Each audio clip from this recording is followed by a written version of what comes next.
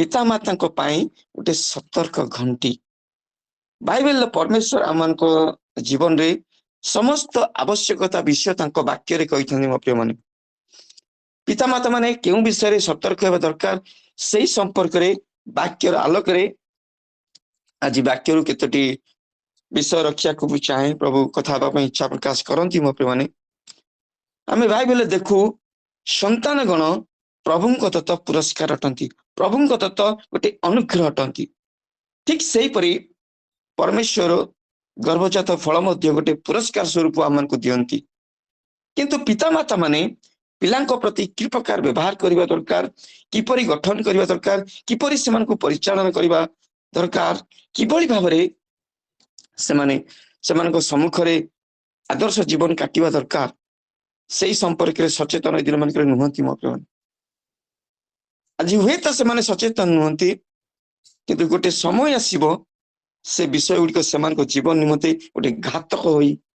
बाहर मो प्रिय घातक बोली गोटे मन हम से आज आपण मान जो विषय सतर्क हे ना आसंता काली हुए तो आपण को से विषय कांदिया को पड़ पारे मो प्रिय आज आपण सम्मुख में केतोटी प्रसंग मु रखा चाहे प्रभु कथा इच्छा करती मो प्रिय जहाँ आपण जीवन निमंते गोटे विवेचनार कारण हो पारे गोटे आशीर्वाद मध्य कारण हो पारे पितामाता माने क्यों क्यों विषय सचेतन होगा दरकार बाइबल लिखा जाए मो प्रिय अनेक थर आम पिला को कही था जे से माने पितामाता आज्ञा हेबे पितामाता कि प्रकार कथा मानिबे किंतु बाइबल परमेश्वर पितामाता किछि गुरु दायित्व रखिछंती जहाँ पितामाता करबा दरकार मो प्रिय एफिसी तार 6 पर्व 4 पद मैंने सब पढ़ू लिखा जाए पुणी हे पिता माने आपण अपना पिला को विरक्त करना मात्र से प्रभु शिक्षा और चेतना द्वारा प्रतिपालन कर एटा लिखा जाए जे प्रभु परमेश्वर पिता मान को कहती पिला को विरक्त करना मात्र से प्रभु शिक्षा और चेतना द्वारा प्रतिपालन कर आम समस्ते आम पिला को शिक्षा देवाई चाहू दिन मान किंतु क्यों विषय शिक्षा देवा दरकार क्यों विषय से सचेतन करने दरकार आम से विषय जानूना बाइबल परमेश्वर आमको यह कहना चाहती आज समय आम पिला को शिक्षा निमंते अधिक मनोयोगी अटू किंतु परमेश्वर चाहती जागतिक शिक्षा सहित आम से प्रभु शिक्षा देवा कहूनी आप पाठ पढ़ातु ना अनेक लोक मैंने खाली जगत जागतिक पाठ व्यस्त रहती मो प्रिय किंतु प्रभु आमको यही कथा कह जागतिक शिक्षा सहित आम से प्रभु शिक्षा देवा से चेतना देवा से परामर्श देवा से प्रतिपालन करवा मो प्रिय यह से आम ठार चाहती मो प्रिय ईश्वर को लोक मैंने मो प्रिय बंधु आपण मान को कहवाक चाहे बाइबल परमेश्वर आद्य समय पितामाता को कौन बोली से आदेश देते यदि आप देखिए पढ़े आम यहाँ द्वितीय विवरण तार 6 पर्व तार 4 ରୁ 7 पढ़त द्वितीय विवरण 6 पर्व 4 पद ରୁ 7 पद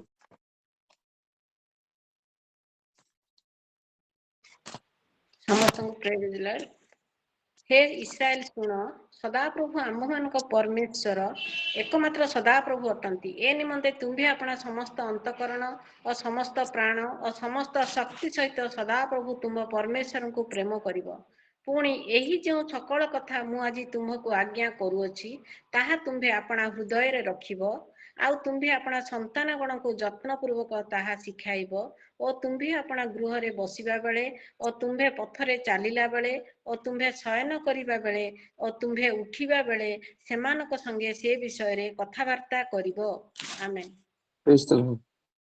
सुंदर लिखा जाए मो प्राण प्रभु कहती जे आम्बे माने पिला मानकर की प्रकार जत्न नेबा कौन शिखाइबा यही कथा शिखाइबा कहती जे से माने जानिबा दरकार से मानकर सदा प्रभु एकमात्र परमेश्वर अटंती आ तांको से माने समस्त अंतकरण सहित प्राण शक्ति सहित प्रेम करेंगे। यह परमेश्वर चाहती मो प्रिय आ यही कथा पितामाता माने हृदय रे रखिबा दरकार। आज समय आम पिला हृदय रे प्रभु प्रति प्रगाढ़ प्रेम आम देखि पारुना मो प्रिय प्रिय ईश्वर को लोक माने आपन को केतोटी विषय सचेतन करिया को प्रभु यही वाक्य द्वारा कथा होगा पाई चाहती। हम देखिबा प्रथम विषय सतर्क घंटी आदि पुस्तक आम खोलिबा आदि पुस्तक तार 34 पर्व तार एक पद पर्यंत।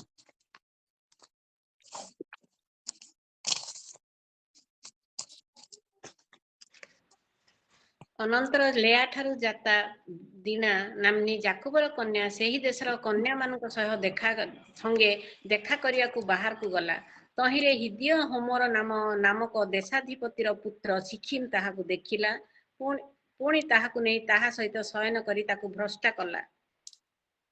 लोक मान सुंदर वाक्य लिखा जाए मैंने गोटे घटना देखा जाए गोटे व्यक्तिर 12टी पुत्र आ गोटे मात्र कन्या आपने कहानी जानी आ से कन्यार नाम दीना लिखा जाए से जाकुबर कन्या थिले जो देश से बसवास करुले से देशर कन्या मान सहित से देखा करने को बाहर को गले सत कथा से देशर माने देखिए कार्यकलाप से देशर लोक मान जीवन शैली ठीक नथिला मो प्रिय आ से स्थान रे दीनाकर चरित्र मध्य भ्रष्ट है मो प्रिय मैं कहवाक चाहे आपण को पुओ झ मैंने से के जाती आपण जानती कि मो प्रिय ईश्वर को मैंने आपण विश्वास सहित पठाती किंतु आपण छुआ मान ज्ञान अभाव सकाशे जगतर मंदता भ्रष्टता सकाशे से स्थान से चरित्र नष्ट हो पारे मो प्रिय आज अनेक परिवार पिला माने कुआड जाती कोडी जाती को परिवेश जाउछन्ती जाइछन्ती कोचिंग स्कूल देखिबे यदि बाहर अपन अंचल मान कौन जानी नहीं आम अंचल यदि अपन टिके जिबे देखिबे कॉलेज यूनिफॉर्म पार्क मान के बुलुथिबे बहुत रेस्टोरेंट रे बसथिबे बहुत कोटी जानती पिता माता माने से को स्टडी करती ना मो प्रिय जाइछि तो यदि जगह मो अन्य तो जाइछि बाहर से कोठी जाउछि से परिवेश कौन अच्छी से कोठी के भी तदारक करती नहीं मो प्रिय हम पिला माने ज्ञान अभाव थाई पारे जगतर मंत्रता अवस्था से पड़ जावर संभावना अच्छी मो प्रिय किंतु आज पितामाता मान को सतर्क करने चाहे मो प्रिय माने आपण आखि बंद करी विश्वास करंतु नहीं निर्भय बास करंतु नहीं कारण जगतर परिस्थिति भिन्न अटे मो प्रिय आम जो जगत रे बास करूछु ए जगत भिन्न अटे मो प्रिय बर्तमान जगत कथा छाड़ मो प्रिय तेणुकर आम सतर्क रहा पड़ो आम पिला कौटी जाऊँ कौटी बस कौटी उठुं आजिकल तो सब मुहर से कौन गोटे बांधुं कौन कौन स्टॉल स्टॉल कौन गोटे कहते हाँ किए बापा भी चिन्ह पारे पिला तो बाइक तो जाऊे हाँ सी भाव तो सी पलटी कह देख पिला के तार निज पिला जान मो पिला आम एपट अंचल मुझे देखी बहुत आम कटक भुवनेश्वर सब जगह मत मैंने पार्क मान देखिए कॉलेज यूनिफॉर्म खाली मालमाल होते होटेल रेस्टोरेंट मालमाल कॉलेज तुम तो पाठ पढ़िया जगह कॉलेज रहा तो कहे कौड़े आस तुम पार्क मान कौड़े जाती कौटी रुहति कौटी बसती कौटी कौ परिवेश गतायात कर आजिकल पिता माता ध्यान नहीं मो प्रिय प्रभु आम वाक्य आज सचेतन घृणा विषय कहते मो प्रिय यही प्रकार परिस्थिति मध्य आपण मान पुओ झी मैंने बसवास कर मो प्रिय मैंने से क्यों जाऊँच से स्थान से सुरक्षित कि नहीं यह आप विवेचना करने दरकार मो प्रिय अनेक समय आम पुओ झी मैंने विभिन्न स्थान को जाती आम जानूना मो प्रिय से क्यों स्थान को जाती से स्थान से कौन अच्छी कि प्रकार अवस्था अच्छी कि प्रकार भयंकर परिवेश से जीवासा करती सबुदिन सामान न था मो प्रिय मैंने गोटे दिन एमती आसो गोटे भिन्न आसो मो प्रिय ମୁଁ ଆପଣମାନଙ୍କୁ କହିବାକୁ ଚାହେଁ ପିତାମାତା ଭାବରେ ଆପଣ ସଚେତନ ରୁହନ୍ତୁ। ଆଖି ଖୋଲା ରଖି ଆପଣଙ୍କ ପୁଅ ଝିଅ ମାନଙ୍କର ସାଙ୍ଗସାଥି ମାନଙ୍କ ଉପରେ ସମୀକ୍ଷା କରନ୍ତୁ। ମୋ ପିଲାମାନେ, ଆମର ଏବେ ଗୋଟେ ବିବାହ ଜଣେ କାର୍ଡ ନେଇକି ଆସିଥିଲେ ଆମ ଘରକୁ। ମିକାଲ ଭାଇ କାର୍ଡ, ମୁଁ ତ ଜାଣିନି ତମର ପୁଅର କେବେ ଦେଖା ହେଲା ଏତେ କ୍ଲୋଜ ସମ୍ପର୍କ ଭିତରେ। ଦେଖା ହେଇଛି ମତେ କହିନ, ନିର୍ବନ୍ଧ ହେଇଛି କହିନ, ଆଉ ବାହାଘର କାର୍ଡ ନେଇକି ଆସିଛ କହିଲି। ନାଇଁ ମିକାଲ ଭାଇ କଣ କରିବି, ସେ ଗୋଟେ କଲେଜରେ ଯାଉଥିଲା ତ, ଆଉ ଗୋଟେ ହିନ୍ଦୁ ସୋସାଇଟିର ଝିଅକୁ ଭଲ ପାଇକି ଜବରଦସ୍ତ, ମୁଁ ତାକୁ ହିଁ ବାହାବି ନହେଲେ ସୁସାଇଡ କରିବି, କଣ କଣ କଣ କହିଲା। ତେଣୁକରି ଆମେ ବାଧ୍ୟ ହେଲୁ। ଆଉ ଠିକ ଅଛି କାର୍ଡ ଦେଲେ। ସେ କହୁଛନ୍ତି ନାଇଁ ନା ମିକାଲ ଭାଇ ଆମର କେହି ଖ୍ରୀଷ୍ଟିଆନ, ତାର କେହି ଖ୍ରୀଷ୍ଟିଆନ ପିଲା ସାଙ୍ଗ ନାହାନ୍ତି ମ, ସବୁ ଖାଲି ଦେଖନ୍ତୁ ମାନେ ତାକୁ ନେଇ କୋଉଠି ହାତୀ ନେଇ ମଙ୍ଗଳପୁର କଲାଣି, ତଥାପି ତାଙ୍କର କଥା ଶୁଣନ୍ତୁ। ତାର କେହି ସାଙ୍ଗ ନାହାନ୍ତି ମୁଁ, ଖ୍ରୀଷ୍ଟିଆନ ପିଲା ସାଙ୍ଗ ନାହାନ୍ତି ମୁଁ, ସବୁ ଖାଲି ଓଡିଆ ଲୋକ ପିଲାମାନେ ସାଙ୍ଗ ମୁଁ। ମନେ ମନେ ଭାବୁଥାଏ ଏ ପ୍ରଭୁ, ଦେଖନ୍ତୁ ପରିସ୍ଥିତି କଣ ନେଇକି କୋଉଠି ପରିସ୍ଥିତି ପହଞ୍ଚିଲାଣି। ସେ କଣ କହୁଛନ୍ତି ତାର କେହି ଖ୍ରୀଷ୍ଟିଆନ ସାଙ୍ଗସାଥି ନାହାନ୍ତି। ତା ମାନେ ଭାବନ୍ତୁ ପରିସ୍ଥିତି, ଆଜି ଆମେ କୋଉ ପ୍ରକାର ପରିସ୍ଥିତିରେ ବାସ କରୁଛୁ ମୋ ପିଲାମାନେ। ସେମାନେ କୋଉଠିକି ଯାଉଛନ୍ତି, କି ପ୍ରକାର ପରିବେଶରେ ସେମାନେ ରହୁଛନ୍ତି, ଆପଣ ମାନେ ଧ୍ୟାନ କରି ଦେଖିବାର ଅଛି ମୋ ପିଲାମାନେ। ହୁଏତ ଏହା ଦ୍ଵାରା ଆପଣଙ୍କ ପୁଅ ଝିଅ ମାନଙ୍କୁ ଆପଣ ସମୟ ପୂର୍ବରୁ ରକ୍ଷା କରିପାରିବେ ମୋ ପିଲାମାନେ। ନଚେତ ସମୟ ଗଡି ଚାଲିବ, ଏଇ ଯୋଉ ବ୍ୟକ୍ତି ଆମ ଘରକୁ ଆସିଥିଲେ ସେଇ ପ୍ରକାର ପରିସ୍ଥିତି ହେଇଯାଇପାରେ। ସେ ପୁଣି ଗୋଟେ ପ୍ରଭୁଙ୍କର ଦାସ। ମୋ ପିଲାମାନେ ଆହୁରି ମତେ କଷ୍ଟ ଲାଗିଲା ଶୁଣିକି। ଏଠାରେ ଆମେ ଦେଖୁଛୁ ଦିନା ଆପଣଙ୍କୁ ତ ଭ୍ରଷ୍ଟ କଲେ, କିନ୍ତୁ ତାଙ୍କ ଜୀବନ ନିମନ୍ତେ ତାହା ଗୋଟେ କଳଙ୍କିତ ଅଧ୍ୟାୟ ଥିଲା ମୋ ପିଲାମାନେ। ଆଉ ବାଇବଲରେ ତାହା ମଧ୍ୟ ଲିପିବଦ୍ଧ ଅଛି। ଏଇଥିପାଇଁ ଲିପିବଦ୍ଧ ଅଛି, ଆମକୁ ପ୍ରଭୁ କହିବାକୁ ଚାହାନ୍ତି ଯେ ଆମେ ମଧ୍ୟ ଆମ ପିଲାମାନଙ୍କୁ ବାହାରି ଯିବାର, ଭିତରେ ଆସିବାରେ ଆମମାନଙ୍କୁ ସଚେତନ ହେବାର ଅଛି। ପ୍ରଭୁ ଆପଣଙ୍କୁ ଉତ୍ତମ ବିବେଚନା ମଧ୍ୟ ଏଇଥିରେ ଦେଇଛି ନା, ମାନେ ବିବେଚନାର ସହିତ ଚିନ୍ତା କରିବା ଦରକାର ଅଛି ମୋ ପିଲାମାନେ। ନଚେତ ଏଇ ପ୍ରକାର ଦିନର ଅବସ୍ଥା ଯାହା ହେଲା, ଆମମାନଙ୍କ ପିଲାମାନଙ୍କ ଜୀବନ ମଧ୍ୟ ଅବସ୍ଥା ସେଇ ପ୍ରକାର। ତେଣୁ ପ୍ରଭୁ ଆମକୁ ସଚେତନ କରିବାକୁ ଚାହାନ୍ତି ମୋ ପିଲାମାନେ। ସତର୍କ ଘଣ୍ଟି ବଜାଇବାକୁ ଆମ ଜୀବନରେ ଚାହାନ୍ତି। ଆମମାନେ ଦିନ ଥାଉ ଥାଉ, ସମୟ ଥାଉ ଥାଉ, ବେଳ ଥାଉ ଥାଉ ଯଦି ଆମେ ସଚେତନ ନବା, ତାହେଲେ ହୁଏତ ଆମମାନେ କାନ୍ଦି କାନ୍ଦି ଆମ ଦିନ ସରିଯିବ ମୋ ପିଲାମାନେ। ତେଣୁକରି ଆଜି ବାକ୍ୟରେ ଆମମାନଙ୍କୁ ଏଇ କଥା ପ୍ରଭୁ ପ୍ରଥମ ଘଣ୍ଟି ଆମକୁ ଆମ ପିଲାମାନଙ୍କ ପାଇଁ ମାନେ ସଚେତନ ହବା ମୋ ପିଲାମାନେ। ଦ୍ୱିତୀୟ ଦେଖିବା, ଦ୍ୱିତୀୟ ବିଷୟ, ଠିକ ଅଛି ଯାହା ସମୟ ହଉଛି, ଯେଉଁ ବିଷୟରେ ପିତାମାତା ମାନେ ସଚେତନ ହେବା ଦରକାର। ଆପଣ ବାଇବେଲ ଦେଖିପାରିବେ, ଆଦି ପୁସ୍ତକ ଆଦି ତାର 27 ଅଧ୍ୟାୟରେ ଗୋଟେ ଘଟଣା ଲେଖାଯାଏ। ଆଉ ସେଠି ଆପଣ ଗୋଟେ ବିଷୟ ଦେଖିବେ ଯେ ବାପା ଗୋଟେ ପୁଅକୁ ଭଲ ପାଆନ୍ତି, ଆଉ ମା ଆଉ ଗୋଟେ ପୁଅକୁ ମଧ୍ୟ ଭଲ ପାଆନ୍ତି। ଆଉ ପିତାମାତା ମାନେ ପିଲାଙ୍କ ପ୍ରତି ଯେଉଁ ପ୍ରେମ ବିଭକ୍ତ କରନ୍ତି, ତାହା କାଳକ୍ରମେ ସେମାନଙ୍କ ପାଇଁ ଏକ ଶତ୍ରୁତାର ବିଷୟ ହୋଇପାରେ। ଆମେ ଏଠାରେ ଏଇ ଘଟଣା ଦେଖୁ ମୋ ପିଲାମାନେ, ଯେ ଆପଣ 6 ପଦ ତାର 27 ପର୍ବ ତାର 6 ପଦ ପଢନ୍ତୁ।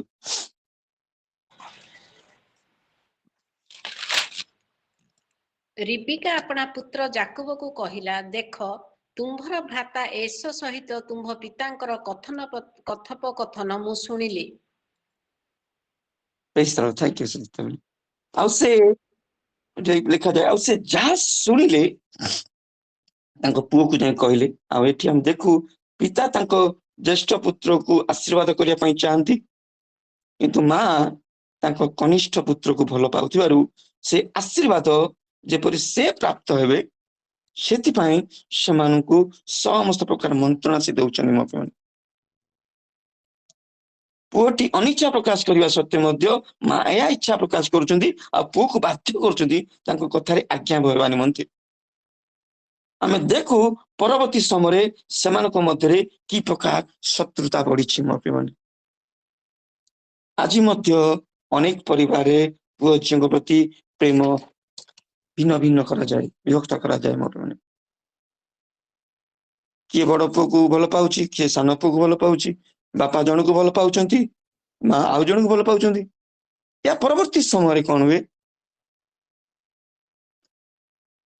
ପିଲାମାନଙ୍କ ପାଇଁ ଗୋଟେ प्रमाद हुए मो प्रिय प्रमादर विषय घटी जाए मो प्रिय आपण सतर्क हुंतु मो प्रिय समय थाउ थाउ आपण पिला मानकु आपण प्रेम करंतु अनेक थर आमे सेही पिला मानकु प्रेम करिताउ जो पिला सुंदर देखा जाए जो माने भल पाठ पढ़ती जो माने स्वास्थ्यवान जो माने आमर आज्ञाबह हुंती सेमान को आमे अधिक प्रेम करिताउ किंतु जो माने शिक्षा रे दुर्बल स्वास्थ्य रे दुर्बल जो माने कथा मानती नहीं जो मान ठारू आमर कोनोसी भल उच्च आशा मध्य न थाए से पिला मन प्रति आमकर कम प्रेम थाए हम कम प्रेम देखाई थाउ मो या कालक्रमे आम प्रति तांकर गोटे गुणा भाव आसे ता सहित सेमान को मध्य परस्पर मध्य गोटे तिक्त मनोभाव आसे तिक्त मनोभाव मध्य बढ़ी जाए मो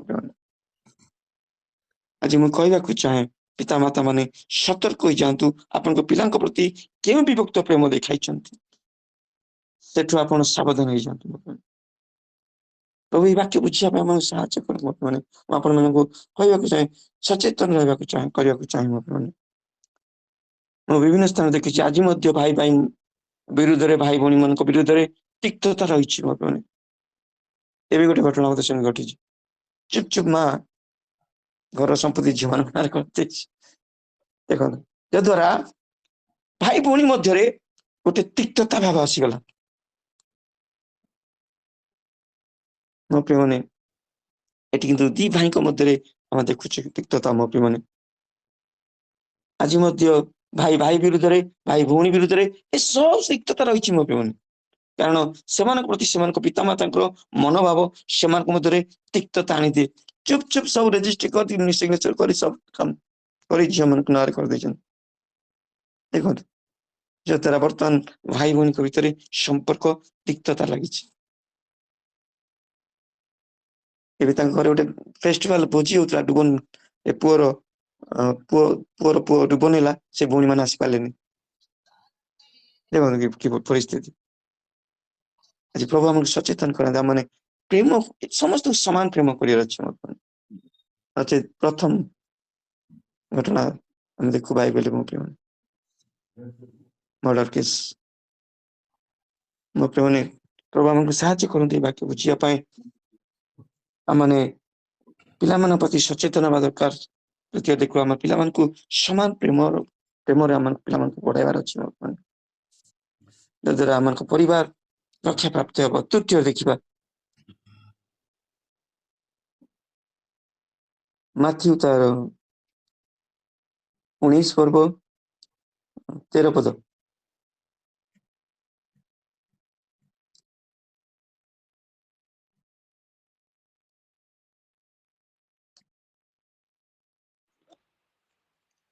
ସେତେବେଳେ ସେ ଯେପରି ଶିଶୁମାନଙ୍କ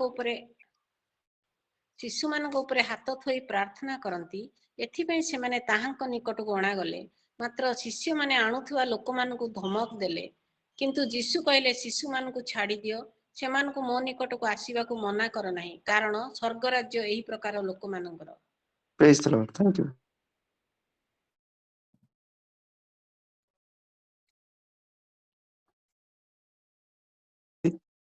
এই স্থাନରେ ଆମେ ଦେଖୁ ଯେ ପିତାମାତା ମାନେ ବିଶେଷ କରି ସେମାନଙ୍କ ଶିଶୁ ମାନଙ୍କୁ ଯୀଶୁଙ୍କ ନିକଟକୁ ନେଇ ଆସୁଛନ୍ତି ବର୍ତ୍ତମାନ କାରଣ ସେମାନେ ଜାଣନ୍ତି ଯୀଶୁ ଯେବେ ପିଲାମାନଙ୍କ ଉପରେ ହାତ ଥୋଇଦେବେ ପିଲାମାନଙ୍କ ଭବିଷ୍ୟତ ବଦଳିଯିବ ପିଲାମାନଙ୍କ ଭାଗ୍ୟ ବଦଳିଯିବ ପିଲାମାନଙ୍କର ସବୁ ଆଶୀର୍ବାଦ ପିଲାମାନେ ଏବେ ପିଲାମାନଙ୍କର ଜୀବନ ସୁଧୁରିଯିବ ସେମାନେ ଜାଣନ୍ତି ବର୍ତ୍ତମାନ କିନ୍ତୁ ଆଜିର ପିତାମାତା ମାନେ ସେମାନଙ୍କ ସନ୍ତାନ ମାନଙ୍କୁ ପ୍ରଭୁଙ୍କ ନିକଟକୁ ଆଣନ୍ତି ନାହିଁ ସାନଟି ବେଳୁ ସେମାନେ ତାଙ୍କୁ ସ୍କୁଲ ନେଇ ଜାଣନ୍ତି ଟ୍ୟୁସନକୁ ନେଇ ଜାଣନ୍ତି ବିଭିନ୍ନ ସ୍ଥାନକୁ ବୁଲିବା ପାଇଁ ନେଇ ଜାଣନ୍ତି ପ୍ରଭୁଙ୍କ ଗୃହକୁ ଆଣିଲା ବେଳକୁ ଟିକେ କଷ୍ଟ କରନ୍ତି ଆଣନ୍ତି ନାହିଁ ମୋ ପ୍ରିୟମାନେ ପ୍ରଭୁଙ୍କ ନିକଟକୁ ସେମାନେ ଆଣନ୍ତି ନାହିଁ ସେମାନେ ଭାବନ୍ତି କାଳକ୍ରମେ ମୋ ପୁଅକୁ ପ୍ରଭୁଙ୍କ କାଳେ ଭବିଷ୍ୟତ କେବେ ବଡ ହଉ ଯିବ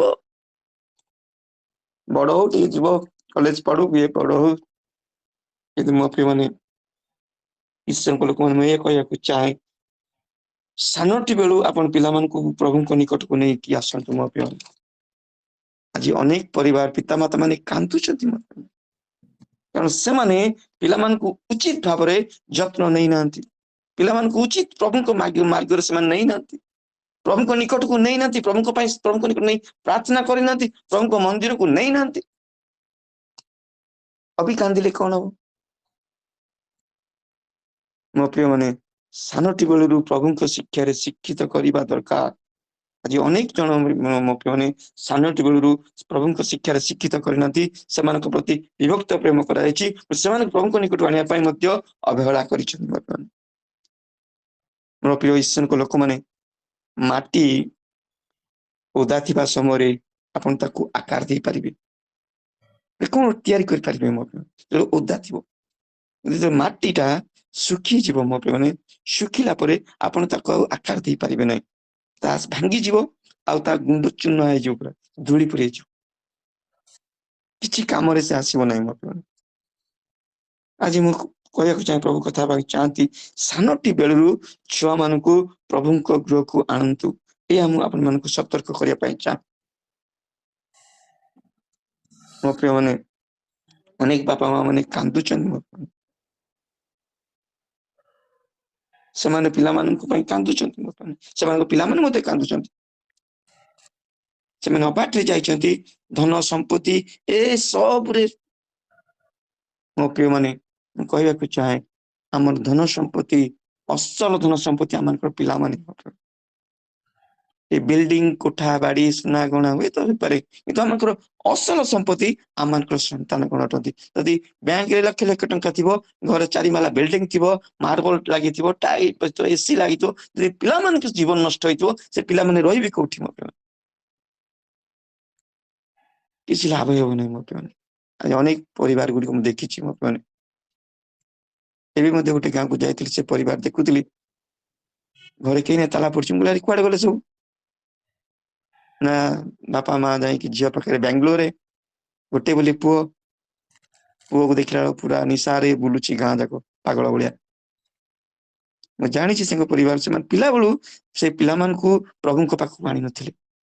ସେ ପିଲାକୁ ସ୍ତ୍ରୀ ଛାଡି ଯାଇକି ଆଉ କୁଆଡେ ରହିଛି, 2ଟା ଝିଅ ତାର, ସେମାନେ ମଧ୍ୟ କୋଉଠି ଅଛନ୍ତି ଦେଖନ୍ତୁ। ପରିବାର ଗୋଟେ କେମିତି ମାନେ ହେଇଛି। ବାପା ପୁଣି କଣ ନା ପାଲା ଗାୟକ, ପାଲାରେ ପାଲା ହୁଏ ଆମର, ତାର ଗାୟକ ହେଇକି ମଧ୍ୟ ଜାଣିଛି, ସେ ଛୋଟ ବେଳୁ ତାକୁ ଦେଖିନି କେବେ ସନ୍ଡେ ସ୍କୁଲ, ସେ ପୁଅ, ସେ ପରିବାରକୁ ଜାଣିଛି। ସେଇଠି ଚିନ୍ତା କରୁଥିଲି, ପ୍ରକୃତରେ ଯଦି ଆମେ ପିଲାବେଳୁ ଯଦି ପ୍ରଭୁଙ୍କ ଶିକ୍ଷାକୁ ବଢେଇବାନି, ପ୍ରଭୁଙ୍କ ନିକଟକୁ ଆଣିବା ନାହିଁ, ପ୍ରଭୁଙ୍କ ପାଖରେ ଆଣି ତାକୁ ପ୍ରାର୍ଥନା କରିବା ନାହିଁ, ମଣ୍ଡଳୀକୁ ଆଣିବା ନାହିଁ, ସନ୍ଡେ ସ୍କୁଲ ନେବା ନାହିଁ, ସି ନାହିଁ, କିଛି ନାହିଁ, ତାହେଲେ ତାର ଜୀବନ କଣ ହେବ? ମୋ ପ୍ରିୟ ଈଶ୍ୱରଙ୍କ ଲୋକମାନେ, ଏହାର ପଛରେ ଗୋଟେ କାରଣ, ସେମାନେ ପିଲାମାନଙ୍କୁ ସାନଟି ବେଳୁ ପ୍ରଭୁଙ୍କ ନିକଟକୁ ଆଣି ନାହାନ୍ତି। ମୁଁ ସେଇଠି ଚିନ୍ତା କରୁଥିଲି, ମୋ ପ୍ରିୟ, ଆପଣଙ୍କ ପିଲାମାନଙ୍କୁ ପ୍ରଭୁଙ୍କ ନିକଟକୁ ଆସନ୍ତି କି? ଏହା ଜାଣିବାର ଅଛି। ମୋ ପ୍ରିୟ, ଆଜି ଆପଣଙ୍କ ପିଲାମାନେ ପ୍ରଭୁଙ୍କ ନିକଟକୁ ଆସୁଛନ୍ତି କି? ଆପଣଙ୍କ ପ୍ରାର୍ଥନାର ସେବା ବେଳେ, ଆପଣ ପ୍ରାର୍ଥନାରେ ବସିବା ବେଳେ ସାଥିରେ ଧରି ବସିଛନ୍ତି କି? ଆପଣ ପ୍ରଭୁଙ୍କ ଗୃହକୁ ଆସିବା ବେଳେ ପିଲାମାନଙ୍କୁ ସାଥିରେ ନେଇକି ଯାଆନ୍ତି କି? ସଭା ସମିତି କି ସବୁ ଦୌଡିବେ, କାରଣ ସେଠି ନାଚ ଗୀତ ହୁଏ, ସବୁ ହୁଏ। ମୋ ପ୍ରିୟ ମାନେ, ଅନେକ ଥର ଆମେ ପିଲାମାନଙ୍କୁ ଘରେ ଛାଡିକି ଯାଉ, ଆମେ ଭାବୁ ସେମାନଙ୍କୁ ଏ ଆବଶ୍ୟକତା ନାହିଁ, ବଡ ମାନଙ୍କ ପାଇଁ, ଏଟା ଛୁଆ ମାନଙ୍କ ପାଇଁ ପାରିବେ, ଆମର ମାଣ୍ଡଳୀକୁ ଉପାସନା ବଡ ମାନଙ୍କ ପାଇଁ ଭାବନ୍ତି। ମୋ ପ୍ରିୟ ମାନେ, ଛୋଟଟି ବେଳୁ ଆମ ଘର ପାଖରେ ଗୋଟେ ଛୋଟ 2 ବର୍ଷର ପୁଅ ଅଛି, 2.5 ବର୍ଷ ହେଲା ତାକୁ, 2.5 ବର୍ଷ ହେଲା। ଆଉ ମୁଁ ଯେତେବେଳେ ସିକୁ ବାହାରେ ଆସିକି ମତେ ଡାକିଲୁ, ମୁଁ ଯିବି ବୋଲି ମୋ ପାଖକୁ ଆସିବ, ଯେହେତୁ ଚର୍ଚ୍ଚ ପାଖରେ ଆମ ଘର, ଚର୍ଚ୍ଚ ସାମ୍ନାରେ। ସେ ମଧ୍ୟ ଏଇ ଛୋଟ 2.5 ବର୍ଷ କି 3 ବର୍ଷ ଭିତରେ ହବ, ଆଉ ସିଏ ମଧ୍ୟ ମୋ ସାଙ୍ଗେ ଯିବ, ମୁଁ ତାକୁ ନେଇକି ମୁଁ ସବୁବେଳେ ଯାଏ। ସିଏ ଗଲାବେଳେ ସଣ୍ଡେ ସ୍କୁଲ ପ୍ରାତଃ ଉପାସନା, ସକାଳୁ ଉଠିକି ମତେ ସେ 6ଟାରୁ ପ୍ରାତଃ ଉପାସନା ଯାଏ। ଯାହା ହଉ ଛୋଟ ବେଳୁ ଦେଖନ୍ତୁ, ତା ବାପା ମାଙ୍କୁ ଧନ୍ୟ କରୁ, ଯାହା ହଉ ତାକୁ ଉଠେଇ ଛୋଟ ବେଳୁ ତାକୁ ସେଇ ପ୍ରାତଃ ଉପାସନା 6ଟାରେ ଆମମାନଙ୍କୁ ରୁହେ, ଛୋଟ ପିଲାମାନଙ୍କ ପାଇଁ, ବଡ ମାନ ଯାଉ, ସେଠି ମଧ୍ୟ ଯାଏ। ମୁଁ ଯଦି ସିଏ ପିନ୍ଧିକି ପ୍ୟାଣ୍ଟ ସାର୍ଟ ବାହାରିବି, ଗୁରୁବାର ପ୍ରାର୍ଥନା ସଭାରେ ଆସିକି ତୃପ୍ତିଲତା ତା କହିବ, ମୁଁ ଯିବି, ମାନେ ମତେ ଖୁସି ଲାଗେ। ଯାହା ହଉ ତା ବାପା ମା ମଧ୍ୟ ଆମ ସାଙ୍ଗେ ତାକୁ ଛାଡି ଦିଅନ୍ତି, ସିଏ ଯାଏ ତା ଆଗରେ, ସେ ପୁଅ ଆମ ସହିତ ଯିବ। ଛୋଟ ବେଳୁ ମୋ ପ୍ରିୟ ଏହା ପ୍ରଭୁ ଆମକୁ କୁହନ୍ତି ମୋ ପ୍ରିୟମାନେ ଆମେ ଅନେକ ଥର ଆମ ପିଲାମାନଙ୍କୁ ଘରେ ଛାଡିକି ଯାଉ ଆମେ ଭାବୁ ସେମାନଙ୍କ ପାଇଁ ଏଇଟା ଆବଶ୍ୟକତା ନାହିଁ କିନ୍ତୁ ମୁଁ କହିବାକୁ ଚାହେଁ ପିଲାମାନଙ୍କର ମଧ୍ୟ ଆବଶ୍ୟକତା ଅଛି ମୋ ପ୍ରିୟମାନେ ସାନଟି ବେଳରୁ ଆପଣଙ୍କ ପିଲାମାନଙ୍କୁ ପ୍ରଭୁଙ୍କ ଠାରେ ବଢାନ୍ତୁ ପ୍ରଭୁଙ୍କ ଗୃହକୁ ନେବାକୁ ଶିଖନ୍ତୁ ପ୍ରଭୁଙ୍କ ଗୃହରେ ଆଶୀର୍ବାଦ ଥାଏ ପ୍ରଭୁ ଆମଙ୍କ ପିଲାମାନଙ୍କ ପାଇଁ ଆଶୀର୍ବାଦ ରଖିଥାନ୍ତି ମୋ ପ୍ରିୟମାନେ ହାନ୍ନା ଜାଣିଥିଲେ ଯେ ସାମୁଏଲ ର ଭବିଷ୍ୟତ ବିଷୟରେ କେଉଁଠି ଅଛି ତାର ଭବିଷ୍ୟତ କୋଉ ଜାଗାରେ ଅଛି କୋଉ ସ୍ଥାନରେ ଅଛି ତାଙ୍କ ମନରେ ଇଚ୍ଛା ହେଲା ସେ ଛୋଟ ସାମୁଏଲକୁ ପ୍ରଭୁଙ୍କ ଗୃହରେ ଛାଡିବାକୁ ମୋ ପ୍ରିୟମାନେ ଛୋଟଟି ବେଳୁ ମୋ ପ୍ରିୟମାନେ ଯଦି ଆମେ ପଢୁ ହିତୋପଦେଶ ତାର 22 ର 6 ସୁନ୍ଦର କଥା ଲେଖାଯାଏ ପଢନ୍ତୁ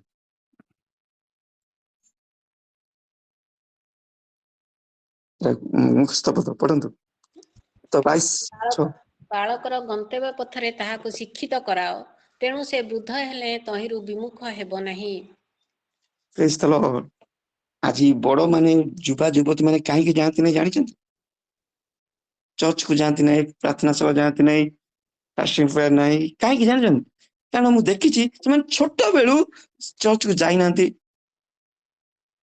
କେତେ ଲମ୍ବା ବାକ୍ୟ ଆଜି ଦେଲେ ମୁଁ ଗୋଟେ ଆମକୁ ଯିଏ କେବେ ତା ଜୀବନରେ ବସି ନାହିଁ ମିଟିଂରେ ଯାଇ ଥୋଡେ ବସିବ ରିଭାଇଭାଲ ମିଟିଂ ମାନଙ୍କୁ ଯାଇଥିବେ ଯଦି ଲେଟ୍ ହେଇକି ରିଭାଇଭାଲ ମିଟିଂ ଟିକେ ଲେଟ୍ ହୁଏ ନା ଆରାଧନା ହୁଏ ବାକ୍ୟ ହୁଏ ସବୁ ଟିକେ ଲେଟ୍ ହେଇଯାଏ ଆମ ରିଟ୍ରିଟ୍ ବେଳେ ମୁଁ ଦେଖିଛି ଅନେକ ପିଲାମାନେ ବାହାରେ ବୁଲନ୍ତି ମୁଁ ସେମାନଙ୍କୁ ସବୁବେଳେ କୁହେ ଯିଏ କେବେ ବସିନି ସେ ରିଟ୍ରିଟ୍ରେ ଆସି ବସିବ କି କେବେ ଚର୍ଚ୍ଚ ଆସିନି ସେ ରିଭାଇଭାଲ ମିଟିଂରେ ଆସି ବସିବ କି ତାକୁ ବୋର ଲାଗିବ ତେଣୁକରି ମୋ ପ୍ରିୟମାନେ ସୁନ୍ଦର ଲେଖାଗଲା ବାଳକର ଗନ୍ତବ୍ୟ ପଥରେ ତାହାକୁ ଶିକ୍ଷିତ କରାଅ ତେଣୁ ସେ ବୃଦ୍ଧ ହେଲେ ହିଁ ତେଣୁ ବିମୁଖ ହେବ ନାହିଁ ସେ କେବେ ମଧ୍ୟ ବିମୁଖ ହେବ ନାହିଁ ମୋ ପ୍ରିୟ ଚର୍ଚ୍ଚ ବେଲ୍ ବାଜୁ ଯୋଉ ମିଟ୍ ଆଗେ ଦୌଡ଼ିବ ସେ ଆଜି ଅନେକ ବଡ ବଡ ନେତା ମାନେ ମଧ୍ୟ ସେମାନେ ବାହାରେ ବସି ଚେୟାର ପକେଇ ଘୁମାନ୍ତି କାରଣ ସେମାନଙ୍କ ଜୀବନ ମଧ୍ୟ ସେ ପ୍ରକାର ପୋଷ୍ଟ ପାଇଛନ୍ତି ସତ କିନ୍ତୁ ସେମାନଙ୍କ ଜୀବନ ସେମାନେ ଛୋଟ ବେଳୁ ଯାଇନାହାନ୍ତି ଆଜି ଧନ ଆଜି ତ ମଣ୍ଡଳୀରେ କାର୍ଯ୍ୟକାରୀ ମାନେ କୋଉମାନେ ହେବେ ନା ଯୋଉମାନଙ୍କ ପ୍ରତିପତ୍ତି ଥିବ ସେମାନେ ହେବେ ତେଣୁକରି ଆଜି ମଣ୍ଡଳୀର ଅବସ୍ଥା ସେଇ ପ୍ରକାର ସ୍ପିରିଚୁଆଲଲେସ୍ ମୋ ପ୍ରିୟମାନେ ପ୍ରଭୁ ଆମକୁ ଏଇ କଥା କହନ୍ତି ମୋ ପ୍ରିୟମାନେ ଆମେ ଛୋଟଟି ବେଳୁ ପିଲାମାନଙ୍କୁ ପ୍ରଭୁଙ୍କ ନିକଟକୁ ଆଣିବାର ଅଛି ମୋ ପ୍ରିୟମାନେ ମୋ ପ୍ରିୟ ଈଶ୍ୱରଙ୍କ ଲୋକମାନେ ଏଇ ପ୍ରଭୁ ଏଇ କଥା ଆମମାନଙ୍କୁ କହିବାକୁ ଚାହାନ୍ତି ମୋ ପ୍ରିୟମାନେ ଆମେ ସତର୍କ ହେବା ବିଷୟରେ ଚତୁର୍ଥରେ ଆଉ ଗୋଟେ ବିଷୟ ମୁଁ କହିବାକୁ ଚାହେଁ ପ୍ରଭୁ କଥା କହନ୍ତି କଣ ଆପଣଙ୍କ ପ୍ରାର୍ଥନାର ବେଦୀକୁ ଟିକେ ସଜାଡ଼ନ୍ତୁ ଆପଣଙ୍କ ପରିବାର ପ୍ରାର୍ଥନାର ବେଦୀ କେମିତି ଅଛି ଆମେ ଏକାଠି କରୁଛୁ କି ନାହିଁ ପ୍ରାର୍ଥନା ଏଇ ବିଷୟରେ ଆମମାନଙ୍କୁ ମଧ୍ୟ ସଚେତନ ହବାର ଅଛି ଗୋଟେ ପ୍ରାର୍ଥନାକାରୀ ମା ବାପା ଛୁଆଙ୍କ ଉପରେ କି ପ୍ରଭାବ ପକାଇଥାଏ ମଧ୍ୟ ଆମେ ହାନାଙ୍କ ଜୀବନକୁ ଦେଖିବା ଆପଣଙ୍କ ଘରେ ପ୍ରାର୍ଥନା ଜୀବନ କେମିତି ଅଛି ଆପଣଙ୍କ ପିଲାମାନେ ଜାଣନ୍ତି କି ନାହିଁ ଆପଣ ପିଲାମାନେ ପ୍ରାର୍ଥନା କରିବା ପାଇଁ ଜାଣିଛନ୍ତି କି ନାହିଁ ମଧ୍ୟ ଆପଣମାନଙ୍କ ପିଲାମାନେ ପ୍ରାର୍ଥନାରେ ବସନ୍ତି କି ନାହିଁ ପ୍ରାର୍ଥନାର ଗୁରୁତ୍ୱକୁ ବୁଝନ୍ତି କି ନାହିଁ ସାନଟି ବେଳରୁ ଛୋଟ ବୟସରୁ ପିଲାମାନଙ୍କୁ ପ୍ରାର୍ଥନାରେ ବସେଇବାକୁ ଅଭ୍ୟାସ କରନ୍ତୁ ମୋ ପିଲାମାନେ ଆପଣଙ୍କ ଘରର ପ୍ରାର୍ଥନାରେ ଯେଉଁ ବେଦୀକୁ ଆପଣ ଯଦି ଭାଙ୍ଗି ପଡିଛି ମୋ ପ୍ରିୟମାନେ ତାକୁ ସଜାଡନ୍ତୁ ପୁଣି ଥରେ ଦେଖିବେ ଆପଣଙ୍କ ଘରେ ଶାନ୍ତି ଫେରି ଆସିବ ସେ ଆନନ୍ଦ ଫେରି ଆସିବ ଅନେକ ପରିବାର ସମସ୍ୟା ଦେଖା ଦେଇଛି ମୋ ମାନେ କାରଣ ସେମାନଙ୍କ ପ୍ରାର୍ଥନା ବେଦୀକୁ ସେମାନେ ସଜାଡି ନାହାନ୍ତି ପିଲାମାନଙ୍କ ପାଇଁ ପ୍ରାର୍ଥନା କରନ୍ତି ନାହିଁ ପିଲାମାନଙ୍କୁ ଧରିକି ଏକାଠି ବସିକି ଉପାସନା କରନ୍ତି ନାହିଁ ମୋ ମାନେ ଯଦ୍ୱାରା ଆଜି ଅନେକ ପରିବାରରେ ବିଶୃଙ୍ଖଳା ମଧ୍ୟ ସେମାନେ ପିଲାମାନେ ମଧ୍ୟ ପ୍ରାର୍ଥନା ଜାଣନ୍ତି ନାହିଁ ମୋ ପିଲାମାନେ ଯଦି ପ୍ରାର୍ଥନା କରିବା ପାଇଁ କହୁଛ ସେମାନେ ଜାଣିନଥିବେ ବାଇବେଲ ପଢିବା ପାଇଁ କହିଲେ ଖଣ୍ଡି ଖଣ୍ଡି ପଢିବେ ବାଇବେଲ ମୋ ପ୍ରିୟମାନେ ଆଉ ସବୁଠାରୁ ଅତି ଭୟଙ୍କର ବିଷୟ କଣ ପିତାମାତା ମାନେ ପିଲାମାନଙ୍କୁ ନିଜ ଜ୍ଞାନର ବଳରେ ନିଜର ବୁଦ୍ଧିର ବଳରେ ସେମାନେ ତାକୁ ବଢେଇବାକୁ ଚାହାନ୍ତି ମୋ ମାନେ ମୋର ଧନ ଅଛି ମୋର ଟଙ୍କା ଅଛି ମୋ ପୁଅକୁ ଜ୍ଞାନୀ କରିଦେବି ମୋ ପୁଅକୁ ଏତେ ବଡ ପଇସା ଅଛି ଏତେ ବଡ କୌଣସି ବିଜନେସ କରିବ ଏସବୁରେ ମାତନ୍ତି ମୋ ମାନେ ଜ୍ଞାନ ଦେଖାନ୍ତି ମୋ ମାନେ ସେମାନେ ସେଇଥିରେ ଚାହାନ୍ତି ବଢିବାକୁ ମୋ ମାନେ ମୋ ପ୍ରିୟ ବନ୍ଧୁ ଆପଣଙ୍କ ବୁଦ୍ଧି ବଳରେ ଆପଣ ବ୍ୟବସାୟ କରିପାରିବେ ଆପଣ ଜ୍ଞାନ ବଳରେ ଆପଣ ଘର ତିଆରି କରିପାରିବେ, ଧନ ସଂଗ୍ରହ ସଞ୍ଚୟ କରିପାରିବେ, ଧନକୁ ଉତ୍ପାଦନ କରିପାରିବେ, କିନ୍ତୁ ପିଲାମାନଙ୍କୁ ଜୀବନକୁ ବଞ୍ଚାଇ ପାରିବେ ନାହିଁ ମୋ ପିଲାମାନେ। ପିଲାମାନଙ୍କ ଜୀବନକୁ ପିଲାମାନଙ୍କୁ ଆପଣ ବଢାଇ ପାରିବେ ନାହିଁ ମୋ ପିଲାମାନେ। ଆପଣଙ୍କ ଜଗତର ଜ୍ଞାନ ଆପଣଙ୍କ ପିଲାମାନଙ୍କ ଜୀବନକୁ ଈଶ୍ୱରଙ୍କ ରାଜ୍ୟ ନିମନ୍ତେ ପ୍ରସ୍ତୁତ କରିବା ଯଥେଷ୍ଟ ନୁହେଁ। ଆଜି ମୁଁ ଆପଣମାନଙ୍କୁ କହିବାକୁ ଚାହେଁ, ସମୟ ଥାଉ ଥାଉ ଆପଣ ପିଲାମାନଙ୍କୁ ପ୍ରଭୁଙ୍କ ଶିକ୍ଷାରେ ଶିକ୍ଷିତ କରିବାର ଅଛି। ପିଲାମାନଙ୍କ ପାଇଁ ପ୍ରାର୍ଥନାର ବେଦୀକୁ ତିଆରି କରିବାର ଅଛି। ଏକାଠି ବସି ପିଲାମାନଙ୍କ ପାଖରେ ପ୍ରାର୍ଥନା ଶିଖେଇବାର ଅଛି, ପିଲାମାନଙ୍କୁ ପ୍ରାର୍ଥନା କରିବାର ଅଛି। ଆପଣ ପ୍ରାର୍ଥନା କରିବା ସହିତ ଆପଣମାନଙ୍କର ଉପାସନା, ସନ୍ଧ୍ୟା ଉପାସନା ନୈବେଦ୍ୟକୁ ପ୍ରଭୁଙ୍କ ପାଇଁ ଉତ୍ସର୍ଗିତ କରିବାର ଅଛି। ଆଜି ଅନେକ ପରିବାର ମାନଙ୍କରେ ଉପାସନା ହୁଏ ନାହିଁ, ଟିଭି ମୋବାଇଲରେ ସମସ୍ତେ ବ୍ୟସ୍ତ। ପୁଅ ଗୋଟେ ଘରେ, ଝିଅ ଗୋଟେ ଘରେ, ବୋଉ ଗୋଟେ ଆଡେ, ମା ଗୋଟେ ଆଡେ, ବାପା ଗୋଟେ ଆଡେ। ପରବର୍ତ୍ତୀ ସମୟରେ ଭୟଙ୍କର ସମସ୍ୟା ଆସିଯିବ ମୋ ପିଲାମାନେ, ଯଦି ଆମମାନଙ୍କ ଜୀବନରେ ଆମମାନଙ୍କ ପାରିବାରିକ ପ୍ରାର୍ଥନା ବେଦୀକୁ ଆମେ ସଜାଡିବା ନାହିଁ ମୋ ପିଲାମାନେ।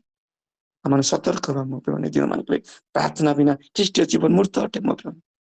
ତେଣୁକରି ଆମେ ଏଇ ଦିନ ମାନଙ୍କରେ ଆମଙ୍କ ପ୍ରାର୍ଥନା ବେଦୀକୁ ମଧ୍ୟ ଆମେ ସଜାଡିବା। ସତର୍କ ଘଣ୍ଟି ଶେଷରେ ଆମେ ଆଉ ଗୋଟେ ଅଂଶ ପଢି ଶେଷ କରିବା। ହିତୋପଦେଶ ତାର 16 ପର୍ବ 25 ପଦ ପଢନ୍ତୁ।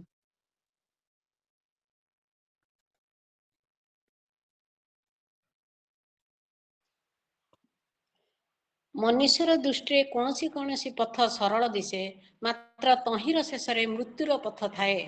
ଆମେନ୍। ଆମମାନେ ଦେଖନ୍ତୁ, ଏଇଟା ବେଳେ ବେଳେ ଆମେ ଭାବୁ ଆମ ଦୃଷ୍ଟିରେ ଆମେ ଯାହା କରୁଛୁ ତା ଠିକ, ମାତ୍ର ତହିଁର ଶେଷରେ ଗୋଟେ ବିପଦ ଥାଏ ମୋ ପାଇଁ। ମାନେ ପ୍ରଭୁଙ୍କ କଥାକୁ ନ ଶୁଣି କାର୍ଯ୍ୟ କରିବା ଦ୍ଵାରା ଆଜି ଅନେକ ପ୍ରକାର ଆମର ସମସ୍ୟାରେ ପଡି ଯାଇଥାଉ। ପ୍ରଭୁ ମୋ ପରିବାର ପାଇଁ ତୁମେ କଣ କହୁଛ? ମୋ ପରିବାର ପାଇଁ ତୁମର ଇଚ୍ଛା କଣ? ଆମେ ତାଙ୍କର ଇଚ୍ଛାକୁ ଲୋଡି ନଥାଉ ମୋ ପିଲାମାନେ। ଆମେ ଭାବୁ ଆମେ ଠିକ ଅଛୁ, ଆମେ ଯାହା କରୁଛୁ ଠିକ କରୁଛୁ, ଆମେ ଯାହା ପିଲା ମୋ ପାଇଁ ଠିକ କରୁଛୁ ବୋଲି ଭାବୁ। କିନ୍ତୁ ତାର ପଛରେ ଯେ ଏତେ ବଡ ପୁରସ୍କାର ଥାଏ ଆମେ ଚିନ୍ତା କରିନଥାଉ ମୋ ପିଲାମାନେ। ବିପଦର ପୁରସ୍କାର ମୋ ପିଲାମାନେ। ଆମେ ଏଇ ସବୁକୁ ଆମେ ସଚେତନ ହେବା ମୋ ପିଲାମାନେ। ପ୍ରଭୁ ମୋ ପରିବାର ପାଇଁ ତୁମର ଇଚ୍ଛା କଣ? ମୋ ପିଲାଙ୍କ ଜୀବନ ପାଇଁ ତୁମର ଇଚ୍ଛା କଣ? ଆମଙ୍କ ପ୍ରାର୍ଥନାର ବେଦୀକୁ ସଜାଡ଼ିବାର ଅଛି। ଆମକୁ ପିଲାମାନଙ୍କ ପାଇଁ ଆମେ ପ୍ରଭୁଙ୍କ ନିକଟକୁ ଆଣିବାର ଅଛି ମୋ ପିଲାମାନେ। ଲେଖାଯାଏ ପୌନି ପଢିବା ପାଇଁ ହିତୋପଦେଶ ତାର 3 ପର୍ବ 33 ପଦରେ ଦେଖାଯାଏ ମୋ ପିଲାମାନେ। ମାତ୍ର ଯେଉଁ ଲୋକ ମୋର କଥା ଶୁଣେ ସେ ନିରାପଦରେ ବାସ କରିବ ଓ ଅମଙ୍ଗଳର ଆଶଙ୍କା ବିନା ସେ ବିଶ୍ରାମ ପାଇବ। କେତେ ସୁନ୍ଦର ଦେଖନ୍ତୁ ମୋ ପିଲାମାନେ। ଆମେ ଈଶ୍ୱରଙ୍କ ଆଜ୍ଞା ହିସାବରେ ଈଶ୍ୱରଙ୍କ କଥା ମାନି କାର୍ଯ୍ୟ କରିବା ମୋ ପିଲାମାନେ, ଆମେ ନିରାପଦରେ ବାସ କରିବା। ଅମଙ୍ଗଳର ଆଶଙ୍କା ବିନା ଆମେ ବିଶ୍ରାମ ପାଇବା ମୋ ପିଲାମାନେ। କେତେ ସୁନ୍ଦର କଥା ଲେଖାଯାଏ ମୋ ପିଲାମାନେ। ଆଜି ଆମେ ପ୍ରଭୁଙ୍କ ଇଚ୍ଛାକୁ ଲୋଡୁଛୁ କି ନାହିଁ ମୋ ପିଲାମାନେ? ଆମେ ଧନର ବଳରେ, ଜ୍ଞାନର ବଳରେ ଜାଗତିକ ଜ୍ଞାନରେ ଆମେ ବହୁତ ମାତି ଯାଇଛୁ ମୋ ପିଲାମାନେ। ପ୍ରଭୁ ଆମକୁ ସତର୍କ କରିବାକୁ ଚାହାନ୍ତି ମୋ ପିଲାମାନେ। ଆମେ ଦେଖିଲୁ ପ୍ରଥମ ବିଷୟ ଦେଖିଲୁ ଆମ ପିଲାମାନଙ୍କୁ ସେମାନଙ୍କ ଯିବାର ଭିତରେ ଆସିବାର ଭିତରେ ବିଷୟକୁ ଆମେ ଦୃଷ୍ଟି ରଖିବା ମୋ ପିଲାମାନେ। ଆମ ପ୍ରେମକୁ ପିଲାମାନଙ୍କ ପ୍ରତି ଇକ୍ୱାଲ ସମାନ ରଖିବାର ଅଛି ମୋ ପିଲାମାନେ। ପିଲାମାନଙ୍କୁ ଯୀଶୁଙ୍କ ନିକଟକୁ, ଈଶ୍ୱରଙ୍କ ନିକଟକୁ, ଈଶ୍ୱରଙ୍କ ମନ୍ଦିରକୁ ଆଣିବାର ଅଛି ମୋ ପିଲାମାନେ। ପିତାମାତା ମାନେ ସେ ହିସାବରେ ଆମ ପ୍ରାର୍ଥନାର ବେଦୀକୁ ମଜବୁତ କରିବାର ଅଛି ମୋ ପିଲାମାନେ। ପିଲାମାନଙ୍କୁ ଛୋଟ ବେଳୁ ପ୍ରଭୁଙ୍କର ଶିକ୍ଷାରେ ଆମକୁ ଶିକ୍ଷିତ କରିବା ଅଛି, ପ୍ରଭୁଙ୍କ ଠାରେ ଆମକୁ ଗଢିବାର ଅଛି ମୋ ପିଲାମାନେ। ଆଉ ଗୋଟେ ମଧ୍ୟ ଲେଖାଯାଏ ମୋ ପିଲାମାନେ, ପିଲାମାନଙ୍କୁ ମଧ୍ୟ ତ୍ରୁଟି ଆମେ କରିବା ନାହିଁ ମୋ ପିଲାମାନେ, ଶାସନ କରିବା ପାଇଁ। ଯଦି ଆମେ ପଢୁ ହିତୋପଦେଶ 23 ପର୍ବ ମଧ୍ୟ ସୁନ୍ଦର ଲେଖାଯାଏ। ଶେଷ କରିବା ହିତୋପଦେଶ 23ରେ ପିଲାକୁ 23ର ତାର 13 ପଦରେ ସୁନ୍ଦର କଥା ଲେଖାଯାଏ ମୋ ପାଇଁ କହୁଛି। ପିଲାମାନଙ୍କୁ ଶାସ୍ତି ଦେବାକୁ ତ୍ରୁଟି କର ନାହିଁ। ତୁମେ ତାକୁ ବାଡିରେ ମାରିଲେ ସେ ମରିବ ନାହିଁ। ତୁମେ ତାକୁ ବାଡିରେ ମାରିବ ଓ ପାତାଳରୁ ତାହାର ପ୍ରାଣ ରକ୍ଷା କରିବ ବୋଲି ଲେଖାଯାଏ ମୋ ପିଲାମାନେ। ଆମେ ଛୋଟ ବେଳୁ ପିଲାମାନଙ୍କୁ ଶାସନ ମଧ୍ୟ କରିବାର ଅଛି ମୋ ପିଲାମାନେ। ଗୋଟେ ସ୍କୁଲରେ ଟିଚର ଟିକେ ବାଡେଇ ଦେଲେ ବୋଲି ତା ବାପା ଆସିକି ସ୍କୁଲରେ ଗଣ୍ଡଗୋଳ ପୁରା। ମୁଁ ଥିଲି ସେ ସ୍କୁଲରେ ମୋ ପିଲାମାନେ। गोटे कम जाइली सार पाख हेड सार पाख हेड सार पूरा चार्ज कहीं दीदी बाड़े टिके खाली मुझे कहली मो आज्ञा टिके टिके बहुत बहुत 10 मिनट पाठी कला मुझे कहली कि न कली कि हबनी गोटे कह पड़ो ये बहुत आउ बेसी तार रोल बाहर कर आमको भाई टिके टिके आसन टिके मो कथा शुणु टिके गोटे मिनट पैसा आप जिते गाड़ी देवा गाड़ी देवे जी जहाँ स्नेह करे टिके शासन करे सी तो 70,000 टଙ୍କା दरमा पर्यंत आप पिला कहीं बाड़े कौन हो जाए आपण पिला को से प्रेम कर पिला भविष्य में गोटे भल मनीष हो भल शिक्षित शिक्षा लाभ करू से गोटे गोटे दाग होगा गोरा पिलाटा टे बाजिगला दाग होगा आपड़ आज जो आसिक टीचर को गाड़ी देले जानते तार भविष्य जीवन नष्ट करदे आप से पिलार जीवन कारण से टीचर जो प्रेम से पिला प्रति थिला से पिलार जीवन को सी कौन हो जाए तो 70,000-80,000 दरमा पर्यटन कौन हो पिला नष्ट हो गले गुआड़े गले के जागले के जो प्रेम था आप पिला प्रति से प्रेम उणा पड़गला सी आप पिला को शासन करेंगे ना तुम पिला पाठ पढ़ले के न पढ़ले के होमवर्क कले के न कले के कौन हो ढीकी जुआड़ जीव धान कुट एटी आज जहाँ कुआड़ जी सी जुआड़ जी दरमा पाए आप पिला को जीवन को आप नष्ट करदे आज टीचर को गाड़ी देले आप पिला को जीवन को आप नष्ट करदे जातु भाई पार्टी करतु ना शिक्षक मान सम्मान देवा शिखु दीटा गुरु था आम घरे आम बापा माँ द्वितीय गुरु आम शिक्षक शिक्षयित्री अटंती से सम्मान देवा शिखु से शासन करते स्नेह करती बोली पिला सी तो हिंदू लोक वाक्य कह बुझे कि कहली यही विषय कहली मो तेणुक आम पे शासन कर त्रुटि करवा पाताल जीवन को उद्धार कर विनाश पड़ा पूर्व आम उद्धार कर आम यही कथा आज कहती मो पे देखु प्रथम आम पिला जीवन को कुआड़ जाती कौटी बसती कौट उठती बाहर जबार भीतर आसवे आम दृष्टि रखा आम प्रेम पिला प्रति समान रखा पिला जीशु को ईश्वर को निकट को आने जीशु को निकट को आने ईश्वर को मंदिर को आने पिता माता मैंने प्रार्थना वेदी को आम सजाड़ा पिला छोट बेलू प्रभु शिक्षा शिक्षित करवा पिला शास्ति देवा त्रुटि करवा ना धन्यवाद दिए सुंदर सुजोग पाई वीरेंद्र आज्ञा को विनय आज्ञा अच्छा मान समस्त वरिष्ठ मान को धन्यवाद दिए सुंदर सुजोग पाई प्रभु प्रत्येक विषय आम आशीर्वाद कर आसी तारा द्वारा प्रभु गौरवान्वित महिमान्वित हूँ प्रेज द लॉर्ड धन्यवाद।